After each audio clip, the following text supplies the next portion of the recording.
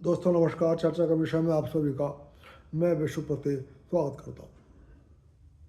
हालांकि चर्चा करूँगा आज उत्तर प्रदेश की राजनीति पर, लेकिन फिलहाल दिल्ली में 2026 एआई इम्पैक्ट समिट का आज समापन दिवस है और इस समिट में दुनिया भर के नेता, वैश्विक टेक कंपनियां, शोधकर्ता और तमाम दिग्गज लोग भाग ले रहे हैं। यह अपने आप में बेहद महत्वपूर्ण घटना है भारत के लिए। अच्छा होता कि हम, चाहे सोशल मीडिया हो या इलेक्ट्रॉनिक या प्रिंट मीडिया, यहाँ एआई क्षेत्र में हो रहे डिफरेंट डेवलपमेंट्स पर चर्चा होती।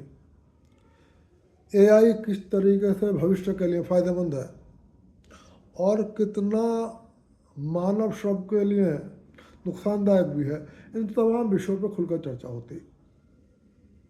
लेकिन भारत के एक निजी विश्वविद्यालय के फर्जीवाड़े के चलते और कुछ इस समिट के प्रबंधन में हुई कमियों के चलते जो बदनामियाँ हुई, तो सारी चर्चा इन्हीं क्षेत्रों तक आकर सिमट कर रह गई।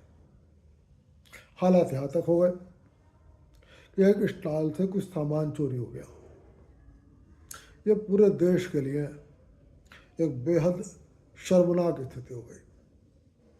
सबसे पहले तो ये कहूँगा कि ऐसे विश्वविद्यालय के खिलाफ सरकार जांच बैठाए, आखिर ये फर्जीवाड़ा कैसे हुआ।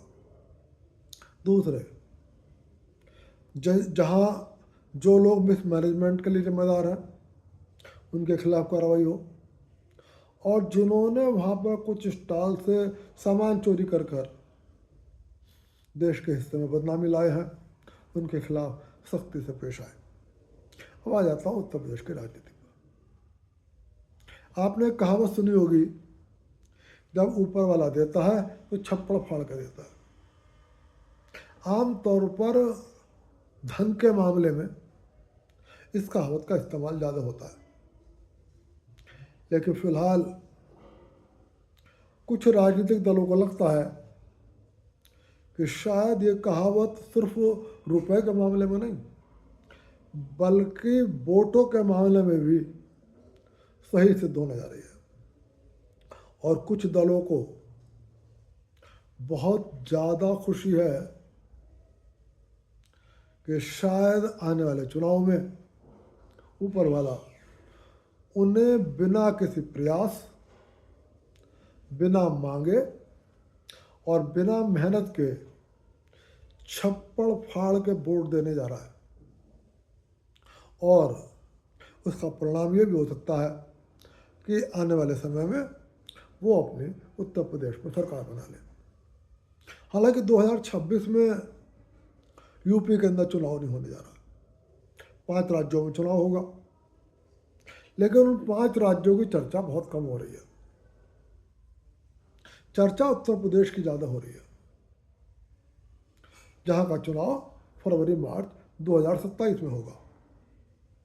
लेकिन चूंकि उत्तर प्रदेश 2029 के लिए महत्वपूर्ण है,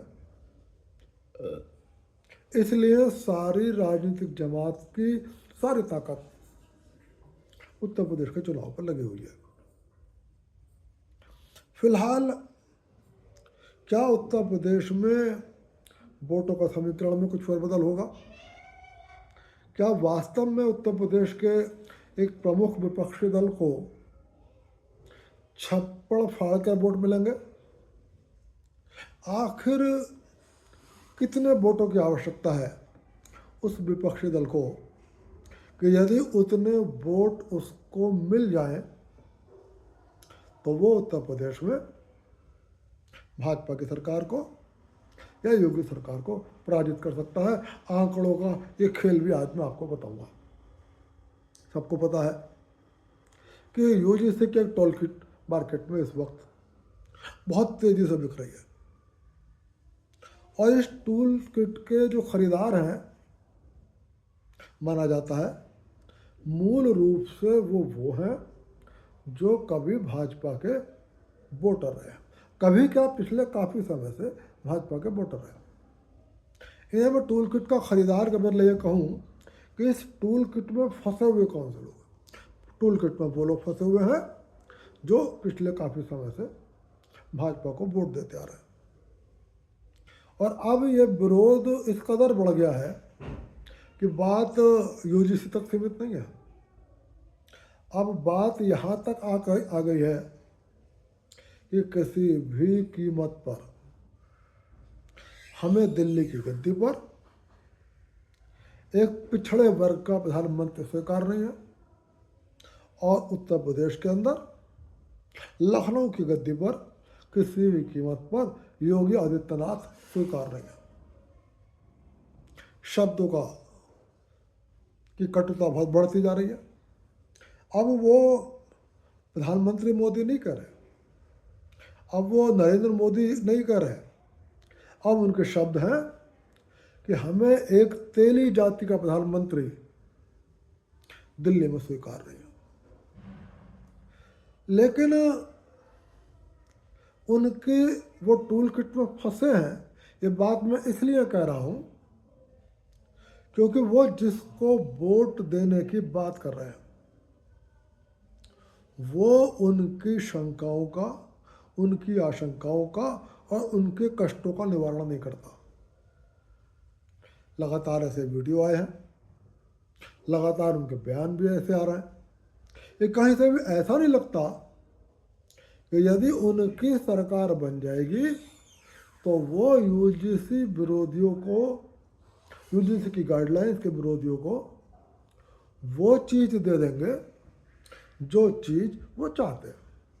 सच तो यह है, उनके प्रवक्ता लगातार ये कह रहे हैं ऐसा देने का हमारा कोई इरादा भी नहीं है और हम देंगे भी नहीं, ऐसी कोई हमारी नीति भी नहीं है। लेकिन उसके बाद भी उनका समर्थन बढ़ रहा है। वो लोग जो फिलहाल बहाना यूजीसी के गाइडलाइन का ले रहा है, लेकिन सबक सिखाने की बात कर रहे हैं नरेंद्र मोदी को, सबक सिखाने की बात कर रहे हैं योगी आदित्यनाथ को, फिलहाल उनका वोट उनकी ओर जाता हुआ दिखता। तो यहाँ पर फिलहाल वो राजनीतिक दल बहुत खुश हैं कि शायद ऊपर वाले की इच्छा है कि 2027 में हमारी सरकार बने, इसलिए हमें छप्पड़ फाड़ कर ये वोट मिलने जा रहा है, जबकि हम इस मतदाता की ना तो इच्छा पूरी करने जा रहे हैं और ना हम इस मतदाता के पास वोट मांगने जा रहे हैं। इसीलिए उनको उम्मीद हो रही है कि शायद छप्पड़ फाड़ के वोट मिल रहा है। खास बात देखिए, 2026 में जिन राज्यों में चुनाव हो रहा है वहाँ पर यूजीसी की गाइडलाइन का विरोध बिल्कुल नहीं किया जा रहा। यूजीसी की गाइडलाइन का सारा विरोध उत्तर प्रदेश की सीमाओं से बंधा हुआ है। इसका मतलब क्या है कि यूजीसी की गाइडलाइन का जो विरोध हो रहा है वो एक अरेंज्ड विरोध है। यदि वो ओवरऑल ये होता कि हमला सवर्णों पे हो रहा है और समर्थन उसको दिया जाना है जो सवर्णों की आशंका को दूर करे, तो ये विरोध उन 5 राज्यों में भी जाता जहाँ चुनाव होने हैं। तमिलनाडु में चुनाव होने हैं, आसाम में चुनाव होने हैं, पांडिचेरी में चुनाव होने हैं, पश्चिम बंगाल में चुनाव होने, लेकिन वहाँ नहीं जा रहा। ये विरोध सिर्फ उत्तर प्रदेश तक सीमित है। असल मकसद ये है कि टूल किट तो बहाना है, योगी आदित्यनाथ को हराना है। और योगी आदित्यनाथ को क्यों हराना है? क्योंकि जब योगी आदित्यनाथ हारेंगे तभी नरेंद्र मोदी हारेंगे। जब भाजपा उत्तर प्रदेश हारेगी तभी भाजपा दिल्ली 2029 हारेगी। अब मैं आंकड़ों से आपको बताने का प्रयास करता हूँ कि आखिर कितनी मेहनत करनी होगी यूजीसी के विरोधियों को योगी आदित्यनाथ को हराने के लिए। इसके लिए मैं आपको 2022 के आंकड़ों से लेकर अब तक का खेल समझाऊंगा। यदि ईमानदारी से देखो तो योगी आदित्यनाथ को पराजित करना कोई इतनी बड़ी चुनौती भी नहीं है, क्योंकि आंकड़ों का खेल सिर्फ ये कह रहा है कि यदि यूजीसी की गाइडलाइंस के विरोध के नाम पर जो लोग योगी आदित्यनाथ को हराना चाहते हैं, उत्तर प्रदेश की 403 विधानसभा सीटें हैं, और यदि हर विधानसभा क्षेत्र में 15,773 लोग ऐसे हों जिन्होंने पिछली बार भाजपा को वोट दिया था, लेकिन इस बार वो भाजपा को वोट न देकर समाजवादी पार्टी को वोट दे देंगे, तो निश्चित रूप से उत्तर प्रदेश में भारतीय जनता पार्टी और योगी आदित्यनाथ पराजित हो जाएंगे। मैं 15,773 की फिगर क्यों दे रहा हूं? क्योंकि उत्तर प्रदेश में यदि 2022 के आंकड़े को आधार बनाऊं तो भाजपा और उसके सहयोगियों को पराजित करने के लिए समाजवादी पार्टी और कांग्रेस, क्योंकि सपा ने घोषणा कर दी है कि उसका 2027 में कांग्रेस पार्टी से अलायंस होगा, उसको मात्र 63,56,553 वोटों की आवश्यकता है। वो क्यों है? यदि मैं 2022 के आंकड़ों पर जाऊं तो भारतीय जनता पार्टी को अकेले 255 सीटें मिली और सहयोगियों के सहित उनको 273 सीटें मिली।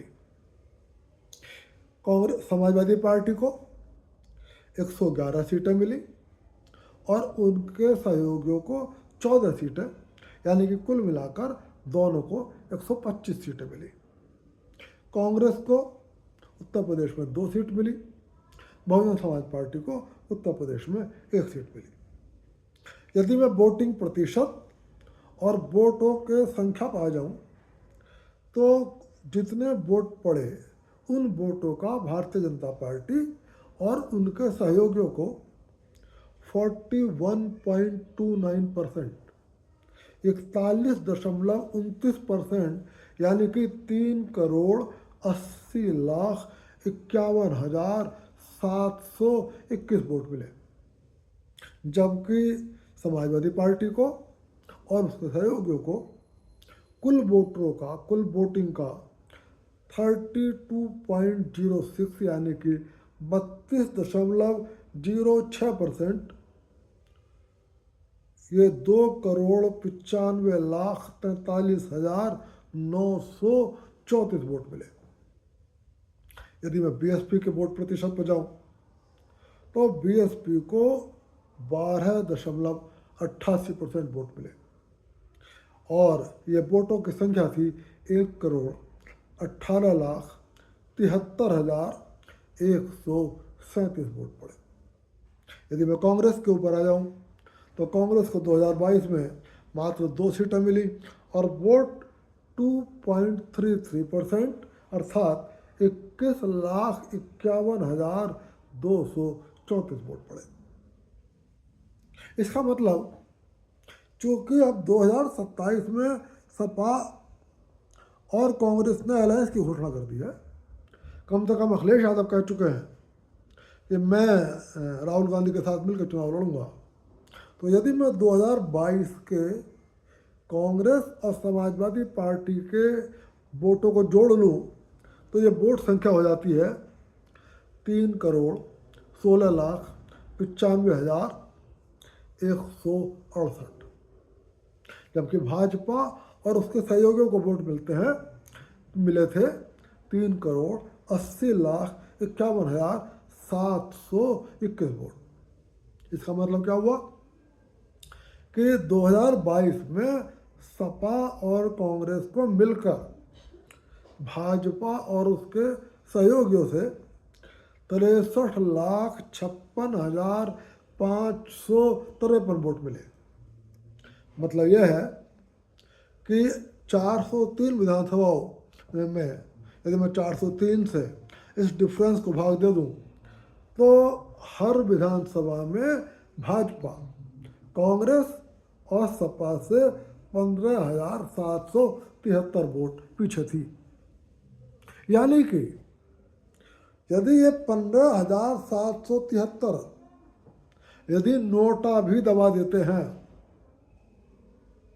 तब भी भारतीय जनता पार्टी और कांग्रेस सपा का गठबंधन बराबरी पर आ जाएगा। और यदि इन 15,773 में से 1,000, 2,000, 3,000, 5,000 वोट बजाय नोटा दबाने के समाजवादी पार्टी और कांग्रेस के अलायंस को वोट कर देते हैं तो इसका मतलब ये हो जाता है कि उत्तर प्रदेश में योगी आदित्यनाथ पराजित हो जाएंगे, अखिलेश यादव और कांग्रेस का गठबंधन चुनाव जीत जाएगा। क्या यह संभव है? यदि हम आंकड़ों का खेल देखेंगे तो यह संभव है। यदि हम जन भावनाओं को देखेंगे तो फिलहाल जितने भी लोग यूजीसी की गाइडलाइन का विरोध कम से कम सोशल मीडिया पर कर रहे हैं, उनमें से शायद ही कोई ऐसा व्यक्ति होगा जो उत्तर प्रदेश में योगी आदित्यनाथ के पक्ष में वोट करेगा। वो ये तो कहते हैं कि योगी तुमसे वैर नहीं, मोदी तेरी खैर नहीं, लेकिन वो ये भी कहते हैं कि दिल्ली का रास्ता लखनऊ से होकर गुजरता है और दिल्ली को पराजित करने के लिए लखनऊ को पराजित करना जरूरी है। मतलब हालांकि योगी से बैर नहीं है, लेकिन चूंकि एक तेली प्रधानमंत्री, अब वो तेली कहते हैं, अब उनके लिए नरेंद्र मोदी हिंदू नहीं है, क्योंकि उनके निगाह में ये जो जातिवादी लोग हैं हिंदू बस वही हैं, बाकी जो 100 करोड़ लोग हैं वो हिंदू नहीं है। उनके गुलाम हो कोई भी हो, लेकिन वो हिंदू नहीं है। इसलिए आप वो हिंदू मोदी नहीं कहते, अब वो तेली मोदी कहते हैं। तो उनका मानना है कि यदि एक तेली प्रधानमंत्री तेली नरेंद्र मोदी को पराजित करना है तो योगी आदित्यनाथ को लखनऊ में हर हालत में पराजित करना होगा। तो फिलहाल वोटों का आंकड़ा तो मैंने बता दिया कि यदि 15,773 वो लोग जिन्होंने 2022 में भारतीय जनता पार्टी को वोट दिया था या उसके सहयोगियों को वोट दिया था, यदि वो नोटा भी दबा देते हैं तब सपा, कांग्रेस और भाजपा बराबर पे आ जाएंगे। और यदि उन्होंने से कुछ लोग 1,000, 2,000, 5,000 अखिलेश यादव और राहुल गांधी के गठबंधन को वोट दे देते हैं तो 2027 के चुनाव में हर हालत में अखिलेश यादव सत्ता में वापसी कर लेंगे। अभी एक न्यूज चैनल पर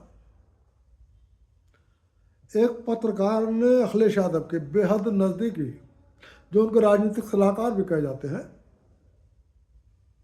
शायद उनका नाम कोई यादव ही है समथिंग, उनसे पूछा कि आपको जिस तरीके से अब यूजीसी विरोधियों का समर्थन मिलता हुआ दिखाई दे रहा है, यदि आपकी सरकार आ जाती है 2027 में, तो हालांकि वैसे तो यूजीसी गाइडलाइंस को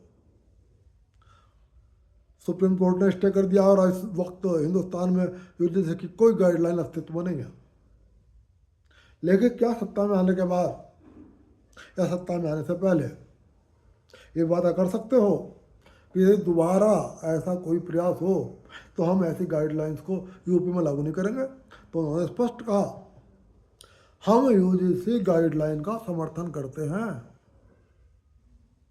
हमारी सरकार बनेगी तो हम अदालत में जाएंगे और कहेंगे कि ये जो सवर्णों के खिलाफ यूजीसी गाइडलाइन बताई जा रही है, ये सामाजिक न्याय की परिधि में आती है और इसको लागू करना जरूरी है। और उत्तर प्रदेश में अखिलेश यादव की सरकार इसको लागू करने को अपनी प्राथमिकता देगी। तो फिलहाल दोस्तों, अब सवाल यह है कि क्या 15,773 लोग हर विधानसभा में ऐसे हो सकते हैं? मेरा अपना मानना है हो सकते हैं, क्योंकि फिलहाल ये विरोध अभी तक तो बढ़ रहा है। हालांकि सोशल मीडिया पे जोर कुछ कम हुआ है, लेकिन मैं ऐसे लोग नहीं देख रहा जो घर वापसी कर रहा हो, जो ये कह रहे हो कि भाई अब सुप्रीम कोर्ट का स्टे हो गया, बात खत्म हो गई, ये भाजपा ने अपनी गलती मान लिया है और अब हम लौट के फिर भाजपा को वोट करेंगे। सिर्फ 2-4 अपवादों को छोड़कर अब बाकी लोग इस बात पर आमादा हैं कि चाहे कुछ हो जाए, अब हमें अखिलेश यादव को लखनऊ की कुर्सी पर बैठाना है और राहुल गांधी को हिंदुस्तान की कुर्सी पर बैठाना है। राहुल गांधी ने कब क्या कहा, हिंदुओं के खिलाफ कैसे सोनिया गांधी सांप्रदायिक हिंसा का बिल ला रही थी, कैसे कांग्रेस ने सुप्रीम कोर्ट में कहा कि भगवान राम काल्पनिक हैं, कैसे इस देश के अंदर मनमोहन सिंह की सरकार में कहा गया कि भारत में एक भगवा आतंकवाद है, एक हिंदू आतंकवाद है।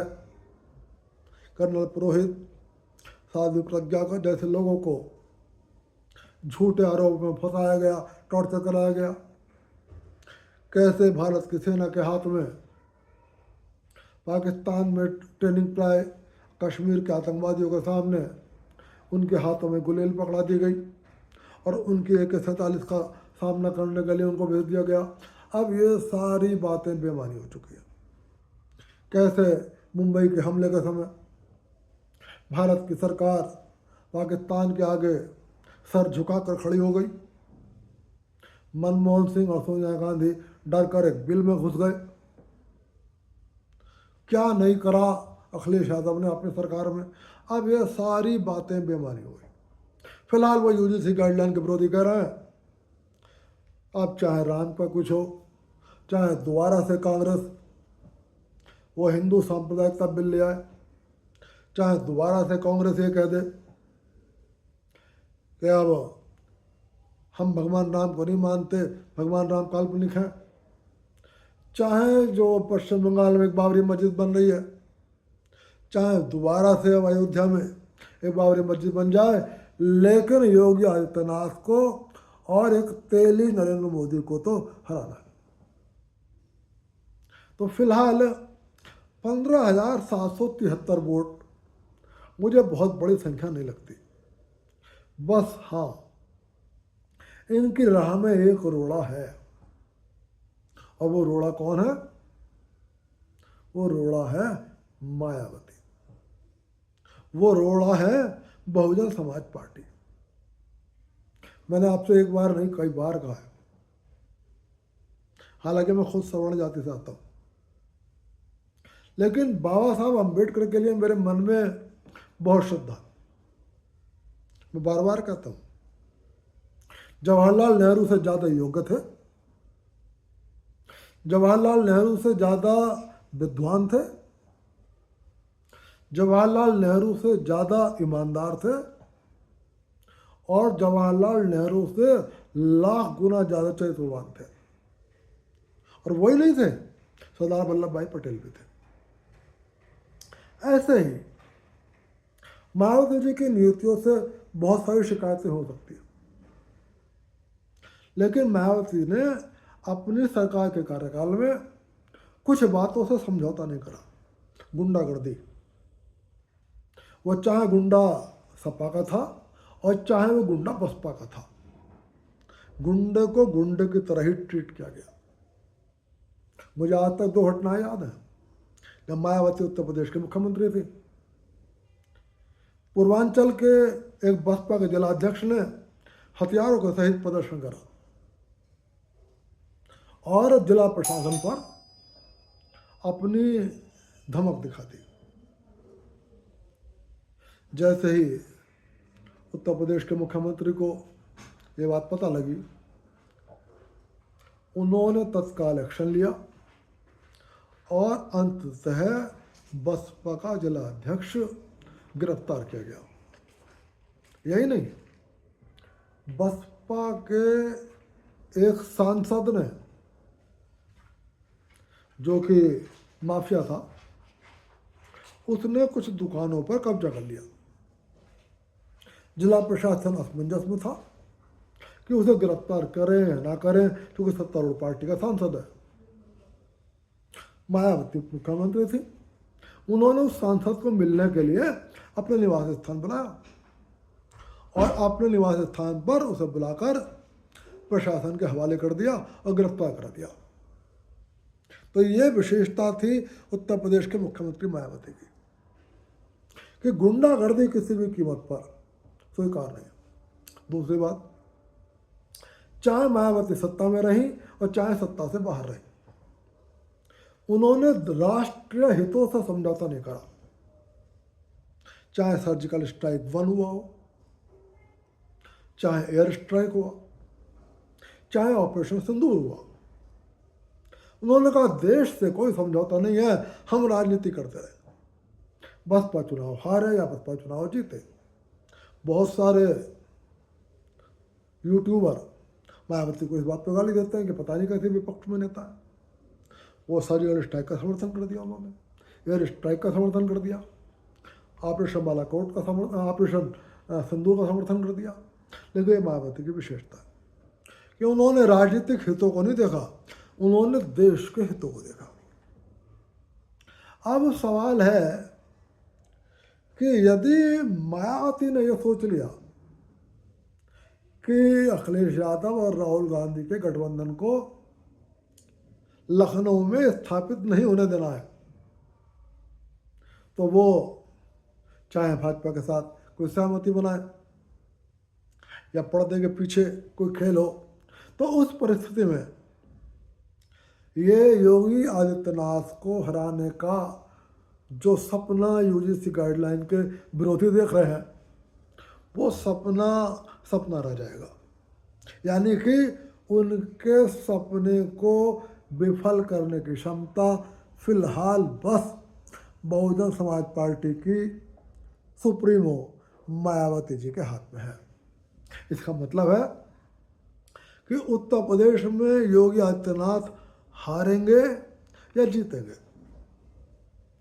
2029 के में एक तेली, मैं तेली इसलिए कह रहा हूँ, मैं नहीं कहता प्रधानमंत्री के लिए ऐसे अपशब्द, यह अपशब्द यूजीसी गाइडलाइन वाले बोल रहे हैं, जो अपने आप को श्रेष्ठ हिंदू बताते हैं, बहुत श्रेष्ठ जातिवादी बताते हैं कि हम इतने उच्च कुल के लोग हैं, हम इतने उच्च जाति के लोग हैं, वो ऐसे शब्द बोलते हैं। तो ये जो लोग हैं, जो जातिवादी लोग हैं, इनका जो सपना है नरेंद्र मोदी को हराने का और इनका जो सपना है योगी आदित्यनाथ को हराने का, इसको पूरा भी मायावती ही कर सकती हैं। यदि मान लो उनके भी मन में ये भाव आ गया कि 2027 में योगी जी को रोकना है, 2029 में भाजपा को रोकना है, तो निश्चित रूप से यूजीसी गाइडलाइन के विरोधी अपने षड्यंत्रों में सफल होंगे, हो सकते हैं, क्योंकि 15,773 वोट प्रति सीट कोई बहुत बड़ी वोट संख्या नहीं है।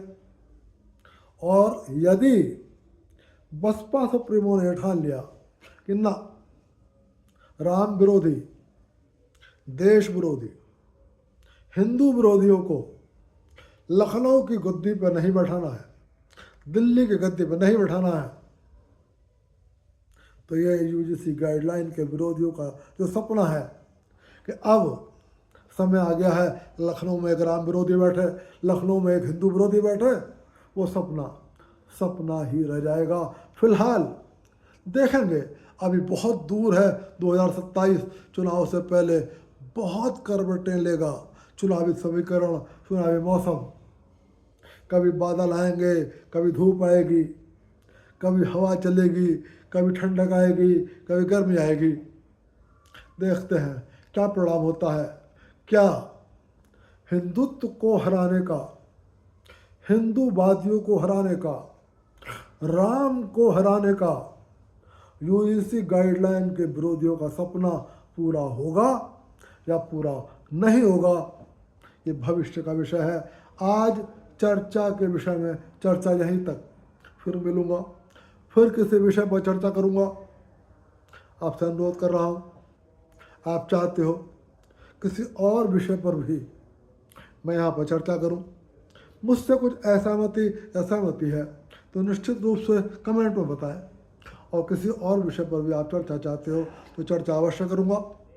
फिलहाल चलते चलते आपसे फिर अनुरोध कर रहा हूँ, वीडियो पसंद आए लाइक कर देना, चैनल को सब्सक्राइब कर देना। आप सभी को विश्वपति का नमस्कार।